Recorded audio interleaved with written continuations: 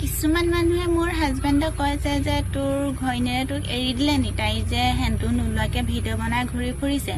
চ' মই তেওঁলোকক কৈছোঁ মোৰ হাজবেণ্ডেও মোক নাই এৰা আৰু ময়ো নাই এৰা। মোৰ এক্সাম চলি আছে কাৰণে মই মাৰ ঘৰত আছোঁ, আৰু যেতিয়া মোৰ এক্সাম শেষ হ'ব তেতিয়া মই এনেও হাজবেণ্ডৰ ঘৰলৈ যামগৈ।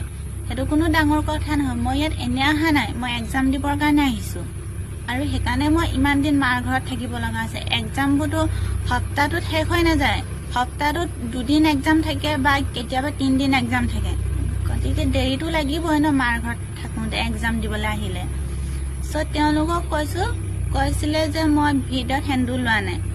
যোনদিনা আপোনালোকে মোৰ সেন্দুৰ নোলোৱা ভিডিঅ'টো দেখিছিলে মই সেইদিনাৰ কথাটো কৈছোঁ। সেইদিনা মোৰ এক্সাম আছিল, মই কলেজৰ পৰা আহি পাইছিলোঁ 12:30 বজাত ঘৰ পাওঁহি। আহি পাই ইউনিফৰ্ম ধুওঁ, গা পা ধুই মেলি দিওঁ।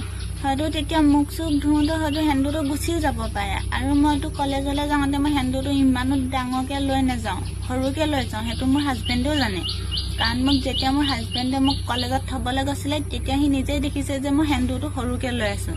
মানুহেতো আঁতৰৰ পৰা ধৰিব নোৱাৰিবও পাৰে। ইমান গেলা গৰমত সেন্দুৰটো যে ৰাতিপুৱা ল'লে যে সন্ধিয়ালৈকে থাকিব সেইটো কথা নহয় ন। হয়তো মুখ চুখ ধুওঁতে গুচিও যাব পাৰে। এতিয়া গৰম দিনততো চব মানুহে ঘামি থাকে ন, হয়তো ঘাম লাগিও যাবগৈ পাৰে। সেইবুলি কিয় আপোনালোকে যি টি কথাবোৰ কৈ দিয়ে বাৰু? আপোনালোকে কিবা ক'ব লগা আছিলে মোক সুধিব লাগিছিলে, নহ'লে কমেণ্ট বক্সটো খোলা আছে। যদি কমেণ্টত ক'ব বেয়া পাইছিলে তেনেহ'লে মোক মেছেজ দি সুধিব লাগিছিলে, তেতিয়া মইতো কৈ দিলোহেঁতেন। কিয় আপোনালোকে মোৰ হাজবেণ্ডক সেনেকৈ কৈ দিব লাগে যে তোৰ ঘৈণীয়ে তোক এৰি দিলে নেকি বুলি?